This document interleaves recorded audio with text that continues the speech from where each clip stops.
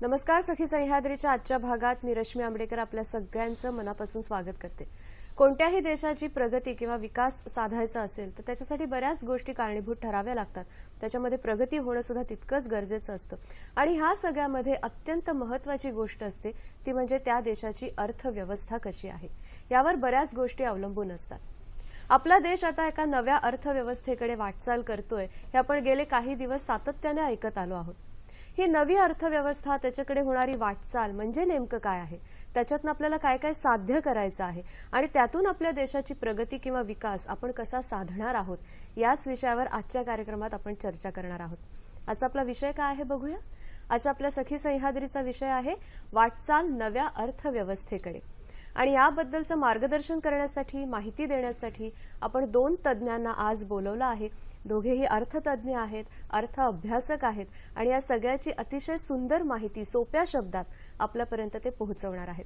स्वागत करूया आजचे आपले पहिले पाहुणे, पहिले तज्ज्ञ डॉक्टर अभिजित फडणीस. नमस्कार सर. कार्यक्रमात तुमचं मनापासून स्वागत करते. आणि आजचे आपले दुसरे तज्ज्ञ मार्गदर्शक आहेत आनंद कुलकर्णी सर.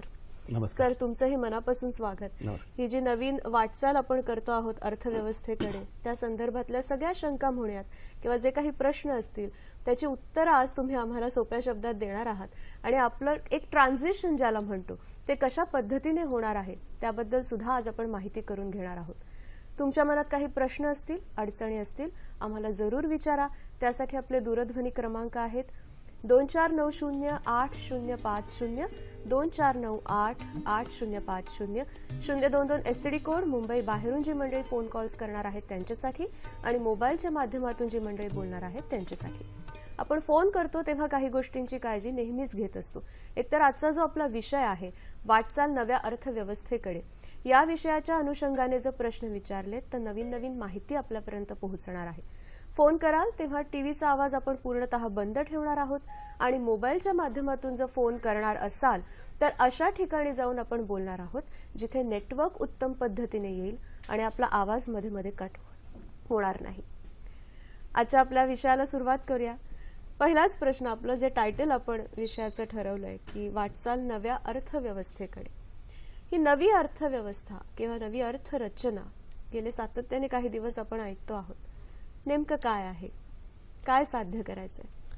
त्याच्यामध्ये अनेक गोष्टींचा अंतर्भाव खरं म्हणजे आहे, परंतु ज्या गोष्टीला अत्यंत महत्व आता गेल्या 2 महिन्यामध्ये आलेलं आहे ते म्हणजे विमुद्रीकरण किंवा रूढार्थाने म्हणायचं खरं म्हणजे पैसा हे खूप जुनं माध्यम आहे व्यवहारांसाठी, पण त्याच्यात झालेले बदल जे पूर्वापार होते म्हणजे धातूच्या नाण्यांपासून नोटांपर्यंत आपण प्रवास केला, पण आता जो प्रवास होणार आहे हा नोटांपासून नोटाविरहित व्यवहारांकडे आणि त्याला इंग्रजीमध्ये आपण डिजिटल ट्रान्झॅक्शन्स असं म्हणतो की एका बँकेकडून दुसऱ्या बँकेकडे आपल्याला न कळत आपल्या मोबाईलमधून दुसऱ्या मोबाईलमध्ये पैसे वर्ग होऊ शकतात. ही एक वेगळी कल्पनाला आपण सामोरे जातोय आणि तो एक मोठा बदल होतोय. पण त्याच अनुषंगाने इतरही अनेक बदल आपल्या अर्थरचनेमध्ये होत आहेत, जे विशेषतः 2017 त्याचं साक्षी असेल ते म्हणजे गुड्स अँड सर्व्हिसेस टॅक्स, की ज्याच्यामध्ये वेगवेगळे जे कर आपल्या देशामध्ये आतापर्यंत होते ज्याला आपण रूढार्थाने अप्रत्यक्ष कर म्हणतो, त्या सगळ्यांचं एकत्र सामावून घेऊन अंडर वन नेम ज्याला आपण खरंय वस्तू आणि सेवा कराचा जो अंतर्भाव आपण करतोय त्याच्यामध्ये सुद्धा हे मोठे बदल आपल्या अर्थव्यवस्थेमध्ये घडणार आहेत. मला वाटतं हे जे 2 महत्त्वाचे विषय आहेत त्याला मी आता इथे स्पर्श करतो, नंतर जाता जाता आपण पुढे बोलणार आहोत. सर, तुम्ही काय सांगाल ह्याच्याबद्दल? 8 नोव्हेंबर 2016. हो. इनफॅक्ट मी तर म्हणेन की एक इतिहास जमा जरी तारीख झाली असेल तरी त्याच्यामध्ये 2 महत्त्वाचे नोट चलन जे आहेत, म्हणजे 500 रुपये आणि 1000 रुपयाचे जे चलन आहेत ते म्हणजे इतिहास जमा झालेले आहेत ऍक्च्युली. हो. तर नव्या अर्थरचनेकडे वाटचाल ज्यावेळेला आपण करू त्यावेळेला आपल्याला हे जाणवतं की जी आपली जुनी रूढीवादी पद्धत होती ज्याच्यामध्ये आपण पैशांचं आदान प्रदान करायचो, हो. तर त्याच्याऐवजी आता नवीन सिस्टम्स कुठले कुठले आहेत आणि कशा पद्धतीने त्याला आपण इम्प्लिमेंट करू शकू याच्याकडे बघण्याचा दृष्टिकोन बदलत चाललेला आहे. आणि आता म्हणजे पुढे वाटचाल ज्यावेळेला आपण करू ह्या चर्चेमध्ये त्यावेळेला आपल्याला दिसून येईलच की बाबा हे कुठले कुठले आहेत प्रकार ज्याच्यामध्ये आपण कॅशलेस ट्रान्झॅक्शनकडे वळतो आहे आणि ह्या अर्थव्यवस्थेला ह्याची कशा पद्धतीने दुजोरा मिळणार आहे, आज पूर्ण जगभर काय चाललेलं आहे, ह्या सगळ्या गोष्टींकडे ज्यावेळेला आपण तत्परतेने पाहतो त्यावेळेला आपल्याला कुठं ना कुठेतरी रिअलाइज होतं की बाबा हे जे आहे हे एक सकारात्मक पाऊल म्हणायला हरकत नाही. आणि त्या दृष्टिकोनातून म्हणजे जे अर्थरचनेचे जे बदल होणार आहेत त्या दृष्टिकोनातून एक खूपच सकारात्मक पाऊल असं म्हणायला हरकत नाही. आता ही सगळी चर्चा आपण जे करतो आहोत ते देशाची अर्थव्यवस्था ह्याच्याबद्दल करत असताना जीडीपी असेल, फिस्कल, हे सगळे शब्द आम्ही सर्वसामान्य फक्त ऐकत असतो. रोजच्या आमच्या जीवनामध्ये तसा प्रत्यक्ष संबंध त्याच्याशी येत नाही, अप्रत्यक्ष खूप मोठा आहे. पण तरी सुद्धा सर्वसामान्य जे आहेत त्यांची एक विचार करण्याची एक पद्धती म्हणूया किंवा कॅशलेस ट्रान्झॅक्शन ह्याच्याकडे अजूनही एक वर्ग असा आहे जो तितक्या मोकळ्या मनाने बघत नाहीये. त्यांची अर्थरचना किंवा त्यांचं जे एकंदरीत स्वतःची इकॉनॉमी असते त्याच्याबद्दल सर तुम्ही काय सांगाल? जसं मगाशी मी उल्लेख केला की पैसा हे शेवटी माध्यम आहे. माध्यम हे बदलत आहे आता. म्हणजे जसं आपण नोटांच्या स्वरूपामध्ये आतापर्यंत पैसा आपण साठवत आलो त्याच्याऐवजी ते नोंद ह्या पद्धतीने पैसा ह्यापुढे असेल. म्हणजे बँकेमध्ये आपले पैसे जमा आहेत, नोंद आहे तिथे आणि त्या नोंदीवरती आपल्याला विश्वास ठेवायला पाहिजे. आतापर्यंत आपल्या घरामध्ये जर चलनाच्या स्वरूपात पैसा असेल तरच कितीतरी लोकांना खूप त्याच्यामधनं हायसं वाटायचं. तर ह्यामध्ये एक बदल होतोय आणि हा एक मानसिकतेमध्ये करायचा बदल आहे. आता कसं होतं की विशेषतः नवीन काही उपकरणं आली, मोबाईल फोन आले किंवा तर ज्येष्ठ नागरिक असतात की ज्यांचा यांना परिचय नसतो त्यांना थोडीशी भीती वाटते. परंतु आपल्या घरातच नातवंड असतात, आपल्या घरामध्ये पुढची पिढी असते, त्यांची जर आपण मदत घेतली तर आपण ते सहज ते वापरू शकतो. हे पण ज्या व्यवस्था ज्यांचा मगाशी आनंदने उल्लेख केला की ह्या ज्या व्यवस्था निर्माण होत आहेत ह्या व्यवस्था सगळ्यांसाठी सुकर अशा पद्धतीच्या आहेत. त्यामुळे सगळ्यात पहिल्यांदा आपल्या मनातली भीती घालवायला पाहिजे आणि आपल्याकडे स्मार्टफोन असायला पाहिजे अशी गरज नाही. अशा प्रकारचे आर्थिक रचना आता उभ्या राहत आहेत की ज्यातनं आपण व्यवहार सहजपणे करू शकू. आता हळूहळू भाजीवाले, रिक्षावाले इथपर्यंत हे व्यवहार पोचायला लागलेले आहेत आणि ह्याचं एक आपण स्वागत केलं पाहिजे, म्हणजे त्याची भीती न बाळगता. म्हणजे ज्यांच्याकडे इंटरनेट नाहीये त्यांच्यासाठी सुद्धा आता वेगवेगळ्या योजना खऱ्या अर्थाने येऊ घातल्यात ज्या कॅशलेस असणार आहेत तरी सुद्धा ते व्यवहार. तर असं तुम्हाला वाटतं का सर की सर्वसामान्यांनी सुद्धा थोडंसं या सगळ्या बाबतीत जागरूक असणं गरजेचं आहे? खूपच जागरूक असणं गरजेचं आहे आणि मला असं वाटतं की सरकार पण त्या पद्धतीने ह्या गोष्टींना प्रोत्साहन देण्यासाठी म्हणून बरेचसे वाटचाल करत आहे. ऍक्च्युली डिजिधन मेला नावाचा एक मेला प्रकार चालू केलेला आहे. आता जसं सरांनी सांगितलं त्याप्रमाणे बेसिकली की जर माझ्याकडे स्मार्टफोन नसेल, जर माझ्याकडे स्मार्टफोनसाठी मला 15-20 हजार रुपये खर्च करून फोन घ्यायलाच पाहिजे असा प्रकार नाहीये. जर माझ्याकडे साधा फोन जरी असेल तर त्या साध्या फोनद्वारे पण मी व्यवहार करू शकतो. एक सगळ्यात महत्वाचा मुद्दा त्याच्यामध्ये म्हणजे की USSD कोडचा जो आहे ऍक्च्युली ज्याच्यामध्ये *99# मागच्या कार्यक्रमामध्ये पण मी त्याच्याबद्दल उल्लेख केला होता ऍक्च्युली. तर *99# ह्या पद्धतीने जर आपण वापरला, एक साधा फोन जर असेल तर त्याच्यामध्ये आपण पैसे पाठवू शकतो. एक MMID नावाचा एक टिपिकल कोड असतो जो आपल्याला मिळतो ऍक्च्युली आणि तो प्रत्येकासाठी युनिक असतो. म्हणजे तो तुमच्यासाठी वेगळा, सरांसाठी वेगळा, सगळ्यांसाठी वेगळा असतो. तर त्याच्यामुळे सुरक्षितता ही लक्षात येते ऍक्च्युली. तर सामान्य माणसाला ह्या सगळ्या गोष्टींकडे पाहताना घाबरायचं काहीच कारण नाहीये वास्तविक. कारण हे टेक्नॉलॉजी आता 15-20 वर्षापूर्वी जर आपण सहज म्हणजे विचार करायचा प्रयत्न केला तर की मोबाईल हे कोणाकडे होतो? कोणालाही. आजच्या तारखेला आपल्या घरी कामवाली जी येते तिच्याकडे पण मोबाईल आहे, रिक्षावाल्याकडे मोबाईल आहे, साधा भाजीवाला पण इनफॅक्ट मोबाईल घेऊन वापरतो, सर्रास वापरतो ऍक्च्युली. तर ह्या सगळ्या गोष्टींची सवय लागावी लागते आणि मला असं वाटतं की कुठेतरी सरकारने हा पहिला पाऊल उचललेला आहे विमुद्रीकरणाचा म्हणा किंवा आर्थिक नवीन संरचना जी होती त्या संदर्भात म्हणा.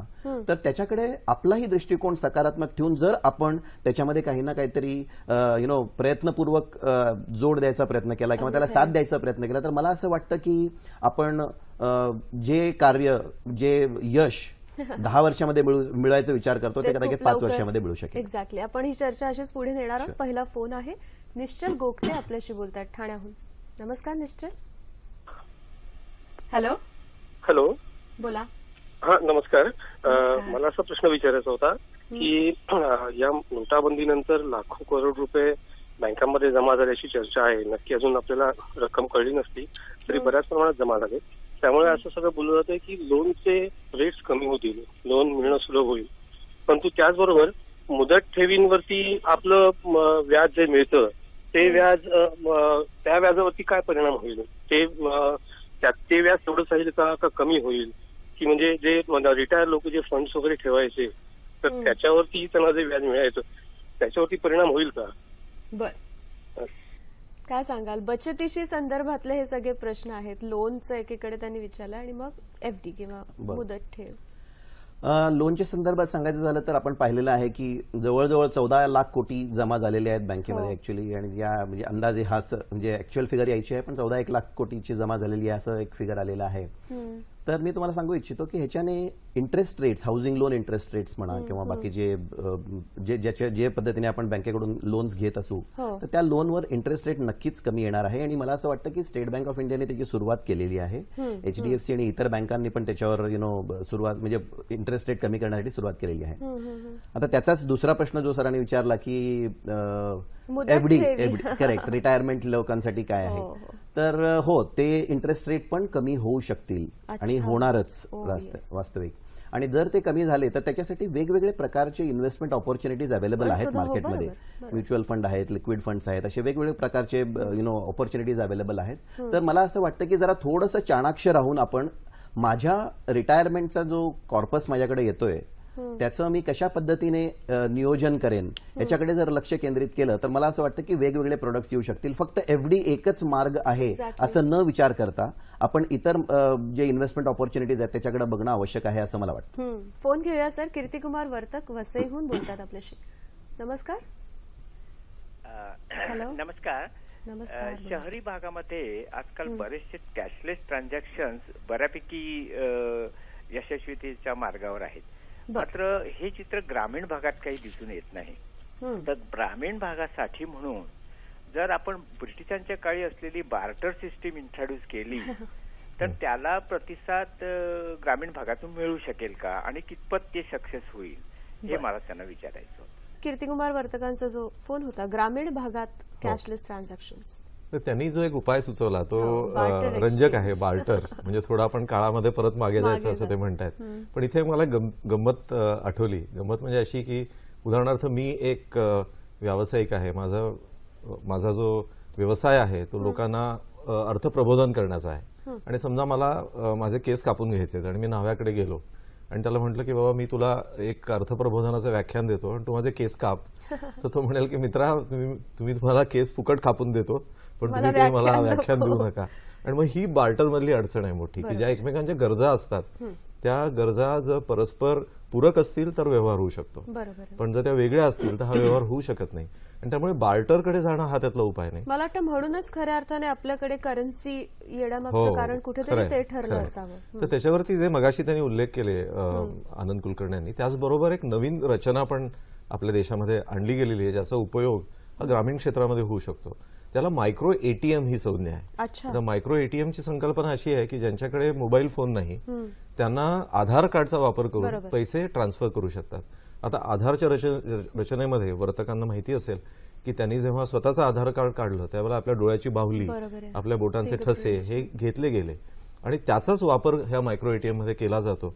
आणि जसे आपलं एखादे हस्ताक्षर असावं तसं आपल्या बोटाचा ठसा किंवा आपल्या डोळ्याची बाहुली हे सुद्धा आपलं हस्ताक्षर आहे आणि त्याचा वापर करून हे पैसे वर्ग केले जाऊ शकतात.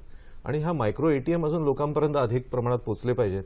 आणि म्हणूनच आता जी पंतप्रधानांनी घोषणा केली की किसान कार्ड जे होतं पूर्वीचं त्याचं सुद्धा आता रुपे डेबिट कार्ड मध्ये रूपांतर केलं जात आहे. ज्याचा उपयोग अशासाठी होऊ शकतो की गावागावामध्ये जर हे पॉइंट ऑफ सेल मशीन झाली तर शेतकरी सुद्धा त्यांच्या डेबिट कार्डचा वापर करून व्यवहार करू शकतात. तर अशा प्रकारच्या रचना उभ्या राहत आहेत. मला वाटतं आपण त्याचा मागोवा घ्यायला पाहिजे. आणि त्या सगळ्या रचना म्हणा किंवा अशा पद्धतीचे हे नवे नवे उपाय कोणते आहेत ते सगळ्यांपर्यंत पोहोचावेत आणि त्याचं स्वरूप कसं असतं यासाठीच अशा पद्धतीच्या कार्यक्रमांचं आयोजन सुद्धा केलं जातं ज्याच्यातनं जागृती मोठ्या प्रमाणात होते. भारत वावळ आपल्याशी बोलतायत. नमस्कार. हॅलो. व्यवस्था विषयावर जे प्रमुख अतिथी आलेले आहेत ते खूपच सुंदर आणि अधिक महत्वाची माहिती आम्हाला देत आहेत. त्याबद्दल खरोखर त्यांचं अभिनंदन, त्याचा आभार मानतो. मॅडम, माझा प्रश्न असा आहे की सरकारने नुकतेच 500 आणि 1000 रुपये नोटा चलनातून बाद केलेल्या आहेत आणि हजारो कोटी बँकेमध्ये जमा झालेल्या आहेत, ते आपण सर्वांना माहित आहे. तर या दरम्यान ह्या मार्गातून आपली अर्थव्यवस्था कशा प्रकारे सुधरू शकते किंवा आपल्या देशाचा विकास आणि प्रगती कशा प्रकारे होऊ शकते, काय कारण आहे याच्या मागे? आणि दुसरा असा प्रश्न आहे की सरकारने डिजिटल पेमेंट, कॅशलेस पेमेंटचं आता नेहमी ध्येय समोर ठेवलेलं आहे. तर कॅशलेस पेमेंट विथ कॅश याच्यामध्ये काय फरक आहे, याच्यामध्ये काय फायदा होऊ शकतो, यावर कृपया आपण प्रकाश टाकावा. धन्यवाद. धन्यवाद सर. त्यांच्या दुसऱ्या प्रश्नाचं उत्तर आपण आधी देऊया की कॅशलेस पेमेंटचा काय फायदा होऊ शकतो. घरातून बाहेर पडताना आपल्याला सवय झालेली आहे की आपण एक पर्स घेऊन आपल्याबरोबर जातो आणि नोटा त्याच्यामध्ये असतात ऍक्च्युली. तर त्याच्या नोटांच्या ऐवजी आता एक नवीन प्रकार आलेला आहे ज्याला आपण ई वॉलेट्स म्हणतो. तर एसबीआय, प्रत्येक बँकेने आपले ई वॉलेट्स तयार केलेले आहेत ऍक्च्युली. एसबीआय ई वॉलेटचं नाव आहे बडी म्हणून ऍक्च्युली. त्याच्यानंतर आयसीआयसीआयने जे चालू केलेलं त्याला पॉकेट्स असं नाव दिलेलं आहे. पेटीएम, रुपे असे वेगवेगळे प्रकार आहेत. तर ऍक्च्युली पैशाचा आदान प्रदान जो आपण आहे, म्हणजे व्यवहार जो आपण करत होतो पूर्वी, तसं न करता जर त्याला एक वेगळ्या स्वरूपात, म्हणजे जर बटन दाबून किंवा नंबर किंवा काही ट्रान्झॅक्शनचे वेगवेगळे प्रकार करून जर आपल्याला तोच व्यवहार पूर्ण करता येत असेल तर मला असं वाटतं की हा एक नवीन शिकायला आपल्याला मिळण्यासारखं आहे ऍक्च्युली. त्यालाच कॅशलेस ट्रान्झॅक्शन आपण असं म्हणतो. तर कॅशलेस ट्रान्झॅक्शन म्हणजे पैसा आपल्याकडे राहणारच नाही का, पैसा तर असा प्रकार नाहीये. तर कुठे ना कुठेतरी बेसिकली लेस कॅश हा जर आपण कॉन्सेप्ट सुरुवातीला जर करायचा प्रयत्न केला, कारण तळागाळापर्यंत किंवा ग्रामीण क्षेत्रापर्यंत पोहोचायला, जसं सरांनी मगाशी सांगितलं की पॉईंट ऑफ सेल मशीन जे आहे, पीओएस मशीन्स जे आहेत किंवा आधार एनेबल्ड सिस्टम्स जे आहेत, ह्या सगळ्या गोष्टी पोहोचोच तोपर्यंत आणि त्याची सुविधा लोकांपर्यंत म्हणजे सुरुवात करोच तोपर्यंत थोडासा काल जाणार आहे. म्हणजे आता आपल्याला वाटेल की बाबा उद्यापासूनच सगळं सुखकर होणार आहे, तर तसं होणार नाहीये. प्रत्येक गोष्टीला म्हणजे तेवढं काल आपलं देणं आवश्यकच आहे ऍक्च्युली. मला असं वाटतं की पुढच्या 5-6 वर्षांमध्ये ह्या सगळ्या गोष्टी नीटनेटके होऊन कॅशलेस ट्रान्झॅक्शन्सचा खऱ्या अर्थाने उपयोग करायला लोक सुरू करतील. त्यांनी जो पहिला प्रश्न विचारला होता फडणवीस सर, त्याच्याबद्दल तुम्ही काय सांगाल? आता कसं आहे की आपल्याकडे जेव्हा नोटांचा वापर केला जातो त्यावेळेला नोटांची नोंद केली जात नाही, कोण आदान प्रदान करता याचा, आणि त्याचा फायदा बऱ्याच वेळेला दुर्दैवाने हे भ्रष्टाचारी लोक घेतात. आणि त्यामुळे आज आपल्याकडे स्थिती अशी आहे की आपल्या अर्थव्यवस्थेच्या जवळजवळ 20 ते 25% अर्थव्यवस्था, त्याला काळी अर्थव्यवस्था असं म्हणता येईल, की जी अर्थव्यवस्था कुठल्याही प्रकारचे कर भरत नाही. त्याच्यामधनं बऱ्याच वेळेला त्या पैशाचा वापर हा सामाजिक अशांतता करण्यासाठी केला जातो. आणि नुसतीच काळी अर्थव्यवस्था नव्हे तर खोटी अर्थव्यवस्था किंवा खोट्या चलनाचा. आणि असं एक अनुमान आहे की साधारण ह्या 500 आणि 1000च्या ज्या नोटा होत्या त्या ज्या लोकांकडे खऱ्या नोटा लोकांकडे होत्या त्याबरोबर साधारण त्याच्या 15%, म्हणजे एकूण त्याचा अदमास आपण घेतला तर 2 लाख कोटी रुपयांच्या नोटा या बाहेरच्या देशातनं खोट्या छापून आपल्या देशामध्ये सरकवल्या गेलेल्या होत्या. आणि ज्याचा परिणाम हा सामाजिक अशांतता, दहशतवाद, अंमली पदार्थांची खरेदी विक्री, ज्याला ह्युमन ट्रॅफिकिंग किंवा अगदी छोट्या बालिकांचे सुद्धा जाऊन त्यांचं चुकीच्या प्रकारच्या व्यवसायामध्ये त्यांचा समावेश करण्याच्या प्रकारच्या जे दुर्दैवी व्यवस्था आहेत त्याच्यामध्ये वापर, अशा प्रकारे त्याचा विनियोग होत होता. जेव्हा आपण कॅशलेस व्यवहारांकडे जातोय त्यावेळेला ह्या प्रत्येक पैशाची नोंद होणार आहे आणि ते कोण हे व्यवहार करत आहे हे सगळ्यांच्या दृष्टिक्षेपात येणार आहे. आणि जेव्हा ते दृष्टिक्षेपात येतं त्यावेळेला माणूस चुकीचे व्यवहार करायच्या आधी 10 वेळा विचार करतो.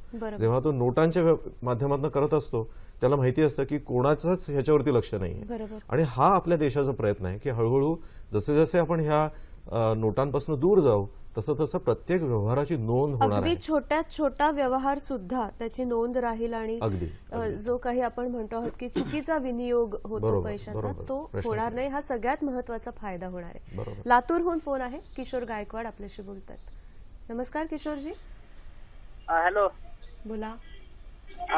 मॅडम, ते जे पेटी म्हणजे ई बँकिंग होत आहे ना आता, तर मग आपले मी आता एक म्हणजे मतिमंद शाळेमध्ये असतोय. मग तर मग ते म्हणजे आता आम्ही अपंगांनी कसा युज करायचा म्हणजे ई बँकिंगचा? बरोबर. धन्यवाद सर तुमच्या प्रश्नाबद्दल. दिव्यांग हा आपल्या लोकसंख्येचा खूप महत्वाचा एक भाग आहे, घटक आहे. बरोबर. त्यांच्यासाठी या सोयी सुविधा कशा उपलब्ध खूप असतील? महत्वाचा प्रश्न विचारला खरंच. त्यांनी ऍक्च्युली. आणि जर खऱ्या अर्थाने जर पाहायला गेलं तर ह्या लोकांना पण कॅशलेस व्यवहाराकडे कसं आपण प्रवृत्त करू शकू. आता थोड्याच वेळापूर्वी सरांनी सांगितल्याप्रमाणे आधार एनेबल्ड हो. त्या लोकांचे बेसिकली बोटांचे ठसे म्हणा, बोटांचे ठसे जर सपोज फॉर एक्झाम्पल त्या अंगाने जर ते विकलांग वगैरे असतील तर अशा पद्धतीने बेसिकली त्यांचे जे आईबॉल्स आहेत ह्याचे जे काय केलेले आहे ह्या सगळ्या गोष्टींचा पण वापर सर्रास होऊ शकेल, पण त्या गोष्टीसाठी थोडासा वेळ द्यावा लागेल ऍक्च्युली. जसं मायक्रो एटीएमचे जे मशीन्स जाणार आहेत ऍक्च्युली, फक्त आपला एक साधा बोट जर लावून आपण त्याच्यामधून माझ्या जर तो आधार कार्ड माझ्या बँके अकाउंटशी जर निगडीत असेल तर मला त्याच्यातनं पैसे काढता येतील किंवा हा व्यवहार करता येण्यासारखा आहे. ह्या सगळ्या गोष्टींचे हे जे चॅलेंजेस आहेत ना, हे कुठेतरी मी तर असं म्हणेन की हा पहिला पाऊल आहे. बरोबर आहे. आणि हा पहिला पाऊल घेतला गेलेला आहे हा भारताला प्रबळ बनवण्यासाठी, सक्षम बनवण्यासाठी. आणि त्यासाठी मला असं वाटतं की ह्या सुरुवातीचे छोटे छोटे प्रॉब्लेम्स इनिशियल बेसिसवर येणारच, सगळ्यांनाच येणार आहेत. तुम्हाला, मला, सगळ्यांना, सर्वसामान्य माणसांना तर नक्कीच जास्त जाणवेल याचं ऍक्च्युली. पण ही जर गोष्ट आपण सहन केली आता आणि थोडंसं जर त्याच्याकडे आपण सकारात्मक दृष्टिकोनातून बघायचा प्रयत्न केला तर मला असं वाटतं की येणारा दिवस खूपच सुखकर होणार आहे. आता हे जसं सांगितलं की डिफिकल्टली चॅलेंज्ड जे लोक आहेत त्या लोकांसाठी पण काही ना काहीतरी व्यवस्था करणं आवश्यक आहे. तर हे आधार एनेबल्ड मला असं वाटतं की लॉंग टर्म मध्ये त्या लोकांना त्याचा खूप चांगला उपयोग करता येण्यासारखा आहे. आणि मला असं वाटतं की त्यांच्याकडे एखादं अवयव जर व्यवस्थित चालत नसेल तर असं म्हणतं की त्यांच्याकडे देवानी आणखीन एक इतर शक्ती दिलेली असते ऍक्च्युली. तर त्या शक्तींचा उपयोग करून जर व्यवस्थितपणे हे केलं तर मला असं वाटतं की फरक पडू शकेल. रवींद्र कुडाळकर बोलतायत पुण्याहून. खूप फोन कॉल्स येत आहेत कारण विषय खूप महत्वाचा आहे आपला. रवींद्र कुडाळकर, नमस्कार. बोलतोय. बोला सर. माझे दोन प्रश्न आहेत माझे. पहिला प्रश्न मला असा विचारायचा आहे की काही भागांमध्ये म्हणजे स्पेशली ग्रामीण भागांमध्ये निरक्षर, नवसाक्षर किंवा टेक्नोसावी जनता नसते अशा लोकांसाठी ही नवीन जी अर्थव्यवस्था आता विकसित होत आहे, कॅशलेस ट्रान्झॅक्शन बद्दल आपण बोलतो आहोत, याबद्दल सेमिनार घेतले, कार्यक्रम घेतले, त्यांना सामूहिक पद्धतीने मॉबमध्ये जर माहिती दिली तर चांगली अवेअरनेस होईल असं मला वाटतं. याबद्दल आपलं मत काय आहे? दुसरं मला असं विचारायचं आहे की हॅकिंग जे प्रकार चालतात म्हणजे सायबर सिक्युरिटीच्या माध्यमातून म्हणा किंवा तसंच बँक ट्रान्झॅक्शनच्या बाबतीतही हॅकिंगच्या माध्यमातून काही चुकीचे व्यवहार होऊ नयेत यासंबंधी तुम्ही सर्वसामान्य लोकांना काय टिप्स द्याल? धन्यवाद सर. मला ह्याला जोडून फडणीस सर विचारायचं आहे की हे सुद्धा वेगवेगळी चॅलेंजेस जे आहेत त्यातला एक भाग आहे. त्याचं उत्तर देत असताना बाकीच्या चॅलेंजेस बद्दल सुद्धा आम्हाला सांगा काय असणार आहेत. आणि मला जेव्हा कुडाळकरांनी हा प्रश्न विचारला तेव्हा केनिया नावाच्या देशाची आठवण झाली. कारण केनिया हा असा देश आहे की जो आपल्यासारख्या बँकिंग सुविधांपासून वंचित आहे. आणि अशा स्थितीमध्ये सुद्धा त्यांनी खूप मोठ्या प्रमाणावरती एक अशी रचना उभी केली की ज्याच्यामध्ये आज 60% अधिक जनता केनियासारख्या मागास देशामध्ये ही मोबाईलवरनं व्यवहार करते. आणि आज व्होडाफोन सारख्या कंपनी आपल्या देशामध्ये जे एक एमपेसा नावाचं एक व्यवहाराचं माध्यम आणलेलं आहे त्याची सुरुवात केनियासारख्या देशामध्ये झालेली आहे. त्यामुळे त्यांचा मुद्दा अगदी बरोबर आहे की त्याच्यासाठी वर्कशॉप्स घेण्याची आवश्यकता आहे, लोकांना समजावून सांगण्याची आवश्यकता आहे. पण आपली जनता अतिशय सुज्ञ आहे. त्यामुळे मला विश्वास असा आहे की थोडंसं प्रशिक्षण हे त्यांना पुरेसं आहे. आज जसं पंतप्रधानांनी म्हटलं की व्हॉट्सअप सारखं एक माध्यम आलेलं आहे, त्याला कोणाला शिकवायला लागलं, लोकांनी वापरायला सुरुवात केली आणि लोक वापरतात. तेवढंच सोपं हे आहे. पण त्याच्याच बरोबर जी आपल्या समोरची जी आव्हानं आहेत, जो प्रश्न आपण विचारलात आणि ह्याची गरज काय आहे, हे मी थोडं एक ज्याला आपण बिग पिक्चर किंवा मोठं चित्र जे आहे तर ते असं आहे की आपल्या देशामध्ये ज्या प्रकारची लोकसंख्या आहे, 27 वर्षापेक्षा कमी वयानी असलेली 65 कोटी जनता आपल्या देशामध्ये आहे. त्यांच्यासाठी जर रोजगार निर्मिती व्हायची असेल तर आपली खूप मोठी अर्थव्यवस्था ही मुख्य प्रवाहाच्या बाहेर राहून चालणार नाही. त्यांना मुख्य प्रवाहात यायला पाहिजे. काळ्या पैशाचं जर सतत निर्माण होणार असेल तर गुंतवणूक होणार नाही. आणि त्यामुळे आपल्याला ही अर्थव्यवस्था मुख्य प्रवाहात आणण्याची गरज आहे. आणि म्हणून जेवढे आपण हे व्यवहार करू, वेळ आली तर थोडा अधिक कर भरायला लागला तरी, तर त्यातनं असं होणार आहे की देशाचं जसं जसं कर संकलन वाढेल तसं जसे कर दर कमी होऊ शकतात आणि त्याचा सगळ्याचा फायदा हा सगळ्यात गरीब जनतेला होऊ शकतो. कारण नेहमी असं मी म्हणतो की जसा महागाई हा गरिबांवरचा कर आहे त्याच्यापेक्षा सुद्धा वाईट कर हा भ्रष्टाचार आहे. आणि ज्याचं ह्या माध्यमातून आपण जर निर्मूलन करू शकलो तर ते गरिबांसाठी खूप चांगलं आहे आणि त्याचा ग्रामीण जनतेला खूप मोठा फायदा होऊ शकतो. आपण ह्याच्यावर आणखीन बोलूया, पण शलाका गाडगे आपल्याला प्रश्न विचारतात. नमस्कार. नमस्कार, मी शलाका गाडगे कल्याण प्रश्न विचारू इच्छिते. माझा असा प्रश्न आहे की पंतप्रधानांनी आणि रिझर्व्ह बँकेने दोघांनी असं डिक्लेअर केलं होतं की 30 डिसेंबर पूर्वी तुम्ही या नोटा 500 आणि 1000च्या नोटा भरू शकता.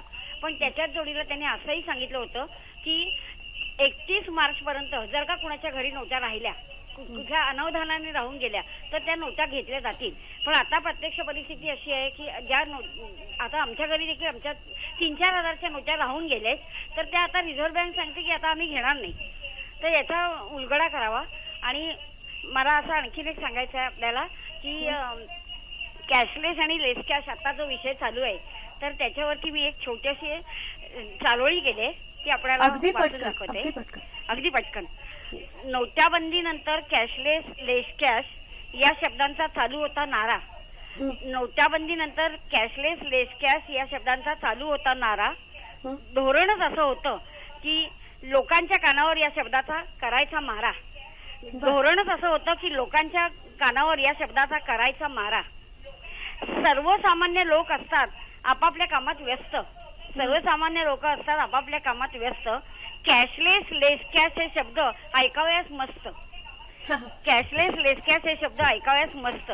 परदेशात सगळीकडे याच पद्धतीने व्यवहार चालतोय. परदेशात सगळीकडे याच पद्धतीने व्यवहार चालतोय. आपल्या देशात अंमलबजावणीला खूप वेळ लागतोय. आपल्या देशात अंमलबजावणीला खूप वेळ लागतोय. सर्व माध्यमातून या विषयावर केले जात आहे प्रबोधन. सर्व माध्यमातून या विषयावर केले जात आहे प्रबोधन. प्रबोधन केले तरी व्यवहार करायला पाहिजे आहे ना धन. प्रबोधन केले तरी व्यवहार करायला पाहिजे आहे ना धन. व्यवहारात या पद्धतीला कितपत येणार आहे यश. व्यवहारात या पद्धतीला कितपत येणार आहे यश. यश आले नाही तरी ताकद दे पचवायला अपयश. धन्यवाद शलाकाताई. तुमचे विचार खूप छान आहेत याबद्दलचे आणि चारोळीच्या माध्यमातून तुम्ही ते आमच्यापर्यंत पोहोचवले. सगळ्यांची एकंदरीत जे म्हणायचं आहे मनात ते तुमच्या चारोळीतून तुम्ही सांगताय. शलाकाताईंचा जो प्रश्न होता की काही जणांकडे अजूनही जुन्या नोटा आहेत आणि आता आरबीआयने जे सगळं डिक्लेअर केलं आहे तरी सुद्धा काही काही घरांमध्ये मला वाटतं ह्याबद्दलचे अपडेट्स रोज येत आहेत. वर्तमानपत्रांमधून म्हणा किंवा वेगवेगळ्या चॅनल्सवर आपल्याकडे सुद्धा त्या संदर्भातले कार्यक्रम. तर कुठेतरी आपण थोडंसं अलर्ट राहणं ह्याच्यामध्ये गरजेचं आहे. सर काय वाटतं तुम्हाला? हो, प्रश्नच नाही. कारण शेवटी आपल्याला व्यवस्थित मुदत दिली गेलेली होती. 50 दिवसाची मुदत होती आणि त्याच्यामध्ये सर्व नागरिकांनी म्हणजे जे सरकारच्या अपेक्षा आहेत त्याला जर आपण प्रतिसाद दिला तर अर्थातच ते सगळ्यांच्या हिताचं आहे. त्यामुळे अर्थात आता ही जी खिडकी आहे पैसे भरण्यासाठी ती जे परदेशी गेलेले होते किंवा परदेशी असलेले आपले भारतीय नागरिक ज्यांच्याकडे इथे काही रोख होती अशांसाठी ती मुभा आहे. त्यामुळे आपण त्या योग्य काळातच त्याचा वापर करणं हे क्रमप्राप्त खरं आहे. म्हणजे जसं सरकारकडनं वेगवेगळ्या गोष्टी केल्या जातात तसं त्याला प्रतिसाद नागरिकांचा मिळणं त्या वेळेला तसा जो अपेक्षित आहे तो जर मिळाला तर मला वाटतं बऱ्याचशा गोष्टी दोघांसाठीही सोप्या होऊ शकतात नाही का? फोन आहे मुलुंडहून. रत्नदीप मोतीवाले आपल्याशी बोलतात. नमस्कार. नमस्कार मॅडम. बोला. मी मुलुंडवरनं रत्नदीप मोतीवाले बोलतोय.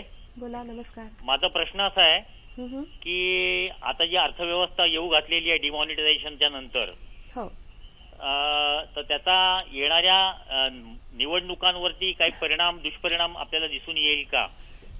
याचं उत्तर मला दोघांकडनं पाहिजे. धन्यवाद. सर हा प्रश्न आणि आपला आजचा जो विषय आहे हे खरं तर दोन्ही खूप वेगवेगळ्या गोष्टी आहेत. त्याची आपण सांगड आजच्या कार्यक्रमात नको घालूया.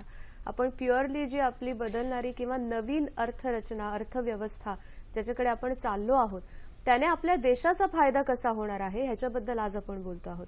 त्याच्यामुळे तुम्ही जो प्रश्न विचारलाय ती सांगड आजच्या कार्यक्रमात आपण न घातलेलीच मला वाटतं इष्ट ठरेल.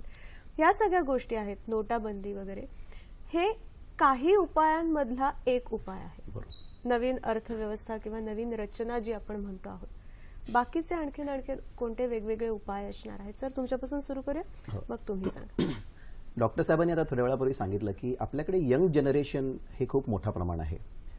सगळ्यात महत्वाचं म्हणजे स्किल डेव्हलपमेंट सारखी एक इनिशिएटिव्ह गव्हर्नमेंटने सुरुवात केलेली आहे. अशा वेगवेगळ्या संकल्पना ज्या गव्हर्नमेंटने सुरुवात केलेल्या आहेत त्या सगळ्या संकल्पनाचा सांगड जर व्यवस्थितपणे आपण घातला तर आपली अर्थव्यवस्था तर चांगली होईलच, पण त्या व्यतिरिक्त इतर ज्या गोष्टी आपल्याला साध्य करायच्या आहेत त्या पण करणं सोपं जाईल.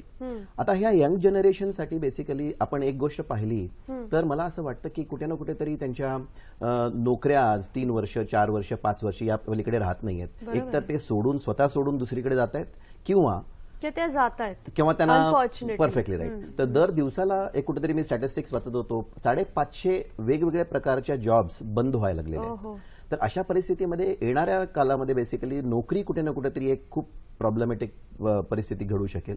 त्यासाठी जर स्किल्स डेव्हलप करून यंग जनरेशनने ह्या नॅशनल स्किल डेव्हलपमेंट कॉर्पोरेशन सारख्या इनिशिएटिव्हमध्ये जर भाग घेऊन जर स्वतःचा स्वतंत्र व्यवसाय चालू केला, एंटरप्रेनरशिप चालू केली, तर मला असं वाटतं की त्यांचं स्वतःचा जो प्रोफेशनल सॅटिस्फॅक्शन आहे ते पण खूप चांगल्या पद्धतीने करता येईल आणि समाजामध्ये पण त्याचं एक वेगळ्या पद्धतीने वाटचाल चालू होईल त्यांची आणि अर्थव्यवस्थेला बळकटी खूप बळकटी मिळेल ऍक्च्युली. बरोबर. दुसरं आणखीन एक मनामध्ये जी भीती होती दुसऱ्या आणखीन एक मनामध्ये जे लोकांच्या भीती आहे की जर मी कॅशलेस ट्रान्झॅक्शनकडे वळलो तर माझं ऍक्च्युअल उत्पन्न किती आहे हे गव्हर्नमेंटला कळेल वगैरे आणि त्याच्यावर मला कर भरावा लागेल. सर मगाशी खूप सुंदर पद्धतीने सांगितलं की ह्या कर भरणं किती महत्वाचं आहे.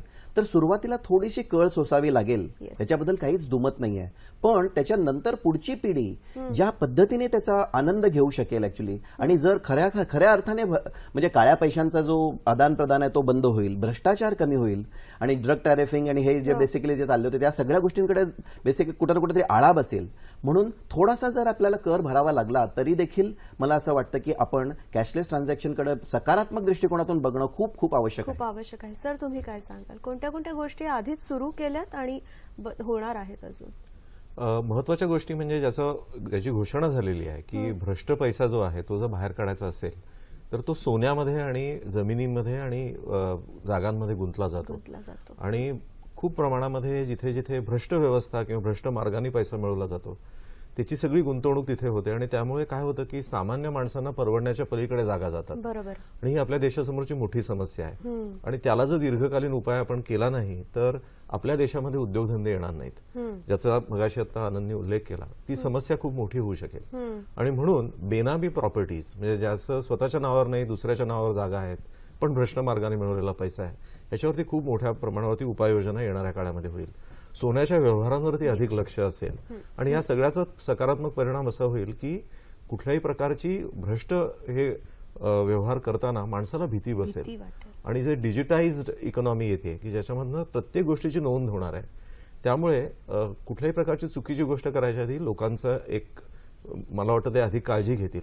ह्या सगळ्याचा परिणाम असा होणार आहे की कर उत्पन्न सरकारचं वाढणार आहे आणि जेव्हा सरकारचं कर उत्पन्न वाढतं त्यावेळेला तोच पैसा हा वेगवेगळ्या प्रकारच्या पायाभूत साधनं ज्याचा कौशल विकासाचा आपण विषय मगाशी घेतला, शिक्षणाचा विषय असेल, स्वास्थ्याचा विषय असेल, ह्या सगळ्या ठिकाणी हा पैसा उपलब्ध होऊ शकतो आणि त्यातनं एक सुष्ट चक्र निर्माण होतं देशामध्ये. आतापर्यंत आपण जे बघितलं गेल्या 70 वर्षामध्ये ते एक दुष्ट चक्र बघितलं की स्वर्गीय राजीव गांधींनी असं म्हटलं होतं की 100 रुपये खर्च जेव्हा करतात त्यावेळेला फक्त 15 रुपये हे लाभार्थीपर्यंत पोहोचतात. अशी जर स्थिती राहिली तर जर गरिबांचं कल्याण होणार कसं? आणि त्यामुळे ही सगळी अर्थव्यवस्था ही मुख्य प्रवाहामध्ये येण्याची खूप मोठी गरज आहे. मला वाटतं ज्या रचना आता उभ्या राहत आहेत मग ज्याचा मगाशी मी उल्लेख केला की वस्तू आणि सेवा कर असेल त्याच्यामध्ये पॅन नंबर हा मध्यवर्ती संकल्पना आहे आणि आज आपल्या देशामध्ये 25 कोटी पॅन कार्ड्स आहेत परंतु आपलं विवरणपत्र भरणारे 4 कोटी सुद्धा लोक नाहीत.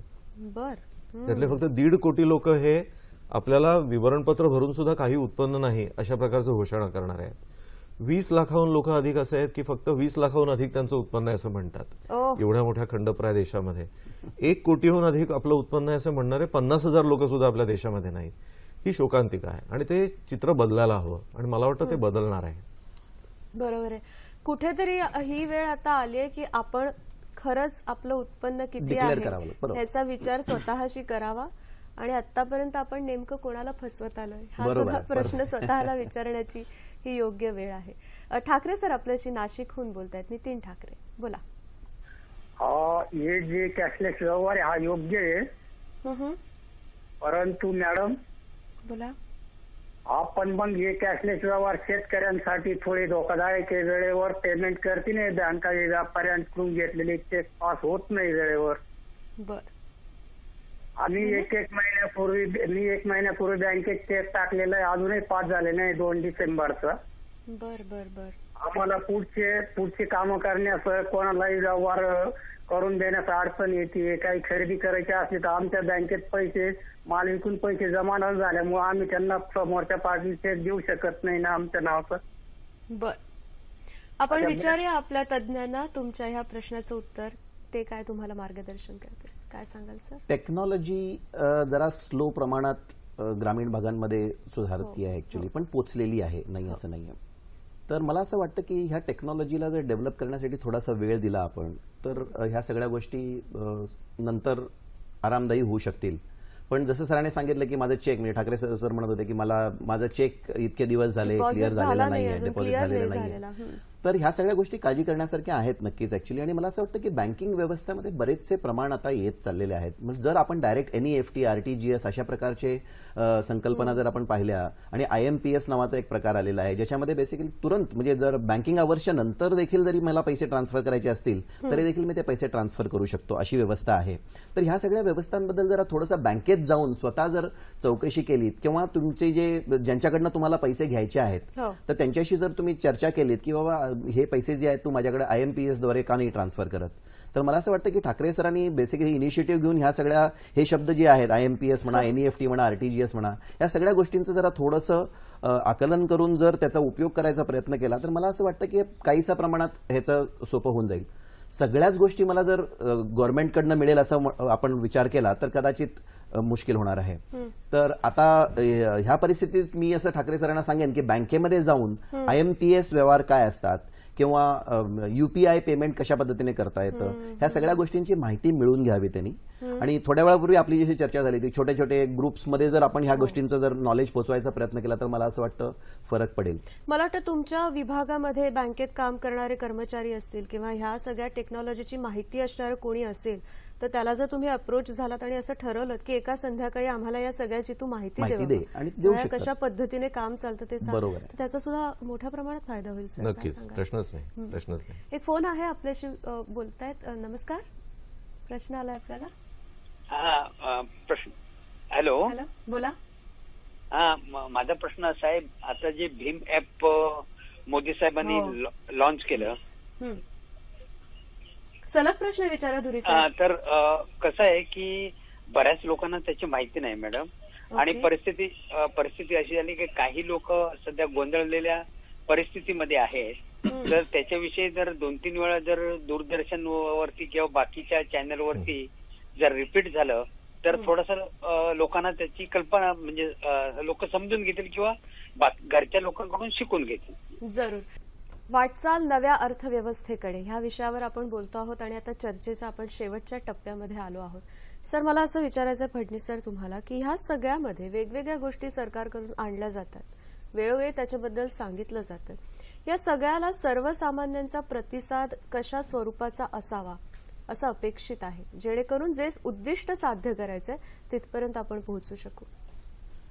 मंडळी, आपण एका संधी काळातनं जातोय. म्हणजे आपण एक जुनी अर्थव्यवस्थेतनं काट टाकून एका नव्या अर्थव्यवस्थेकडे वाटचाल करतोय.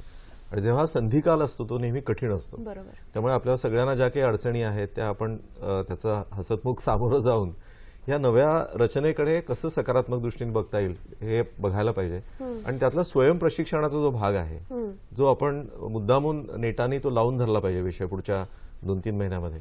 मी इथे ज्यांनी आधार कार्डाची एका प्रकारे नीव आपल्या देशामध्ये रोवली अशा नंदन निलेकणींचा इथे मुद्दामून उल्लेख करू इच्छितो. कारण त्यांचं एका भाषणामध्ये त्यांनी असं म्हटलंय की येणाऱ्या काळामध्ये ज्या गोष्टी 6-7 वर्षात होणं अपेक्षित होतं ते पुढच्या 4-5 महिन्यात होऊ शकतील, एवढी ह्याच्यामध्ये शक्यता आहे. आणि ती देशाच्या दृष्टीने खूप सकारात्मक आहे.